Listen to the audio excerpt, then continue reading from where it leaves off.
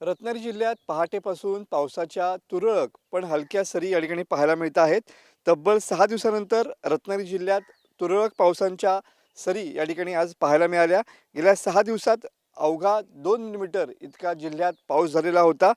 तर सध्या जगबुडी, काजळी आणि वाशिष्ठी नदी पातळी जी आहे ती पूर्वपदावरती या ठिकाणी आलेली पाहायला मिळते आहे. गेल्या काही दिवसांपासून या ठिकाणी पाऊस जो आहे तो गायब झालेला होता. मात्र आज पहाटेपासूनच जिल्ह्यातल्या विविध ठिकाणी या ठिकाणी मध्यम स्वरूपाचा या ठिकाणी पाऊस जो आहे तो बरसताना पाहायला मिळाला. पुढील काही दिवस अशाच पद्धतीनं तुरळक पावसाच्या सरी बरसतील असा हवामान विभागाचा अंदाज आहे. तर पुढील 2 ते 3 दिवस पूर्णपणे ढगाळ हवामान राहील असा अंदाज देखील हवामान विभागानं वर्तवलेला आहे.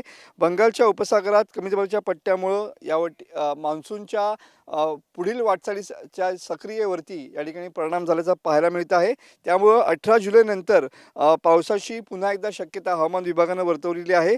सध्या तरी जो पाऊस जो आहे तो या ठिकाणी तुरळक या ठिकाणी सरी बरसताना पाहायला मिळत आहेत. मात्र गेल्या 6 दिवसात अजिबात पडणारा जो पाऊस नव्हता तो आज पहाटेपासून या ठिकाणी तुरळक का होईना पण पावसाच्या सरी या ठिकाणी बरसलेल्या पाहायला मिळत आहेत.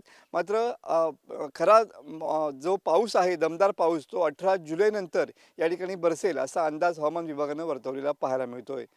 कॅमेरामन समित गजनेसह मी मनोज लेले, TV9 मराठी, रत्नागिरी.